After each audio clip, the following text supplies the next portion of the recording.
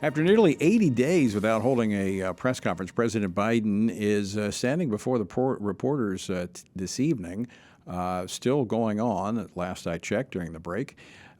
This is on the eve of his first anniversary in office. Tomorrow will mark 1 year since I took office. It's been a year of challenges, but it's also been a year of enormous progress. Joining me now to talk about that progress is David Brody, who is the chief political correspondent for CBN News. David, thanks so much for joining us. Thanks, Tony. Thanks for having me. I know it was hard to break away from that press conference that's still going on, but give me your overall impression from the president's press conference. I don't even know where to begin. I mean, have I been sleeping for a year? Maybe I have, actually. I was watching the press conference, watched it all, and President Biden is talking about how he has overperformed. That's the word he used. He used the word that there's unity in the country. He says it still needs to get better. He talked about the economy doing great. What?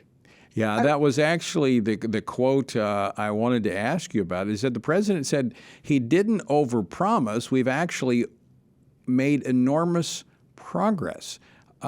Where is that progress to be found?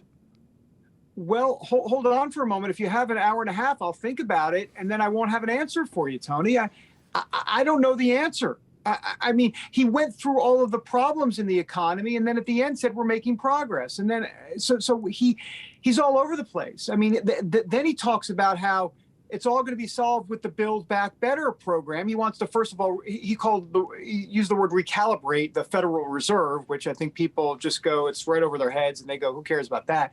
But then he talked about the Build Back Better program, and he said, look, if we can just get that passed, it's going to put more money in the pockets of average Americans. Well, hold on for a second. Let's think that through for a second. So his answer, and this was specifically in his answer to inflation and higher prices. So just so we're understanding what he's saying if there's more money in someone's pocket, that will help them because then they can pay the higher prices.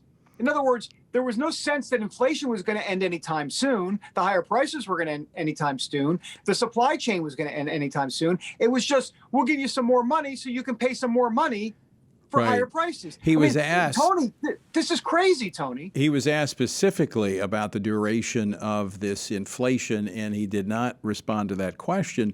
But what he did say in response to that question was inflation has everything to do with the supply chain. So it was, I'm trying not to be overly critical, but from the start of his opening comments to almost every question, it went back. Every problem is connected to the coronavirus, which, is basically beyond our control.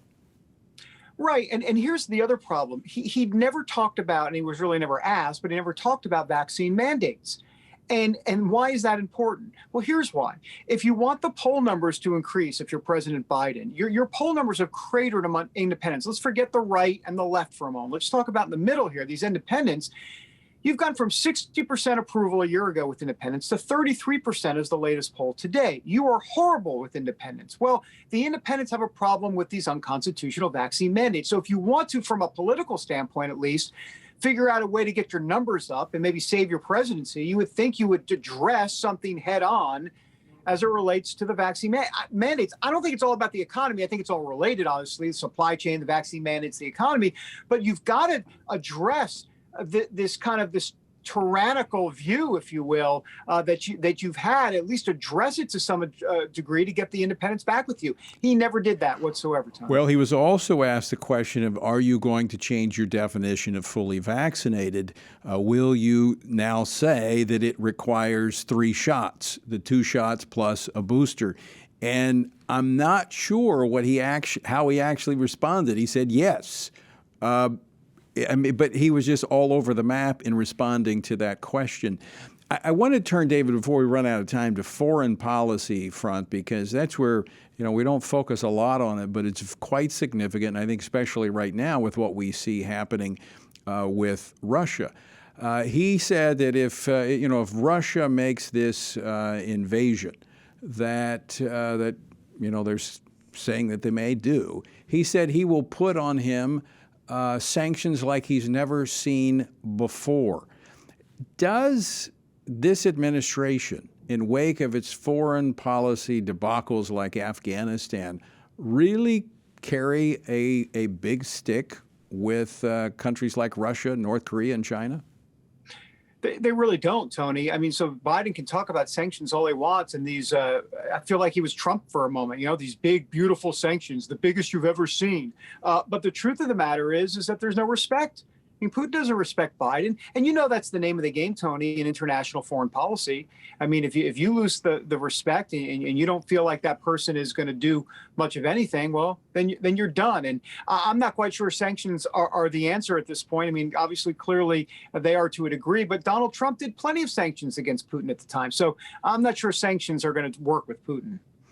I think his mind is made up, and it'll be interesting to see how this administration does respond.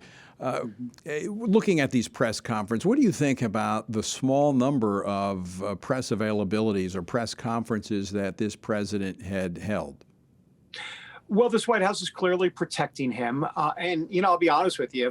If I was part of the Biden administration, and this just in, Tony, I'm not. But if I was, I'd be protecting him too. I mean, he's his own worst enemy, and don't take my word for it. Ask Joe Biden. I mean, he even admits he's his own worst enemy. So it's smart for the Biden White House to do this at this point.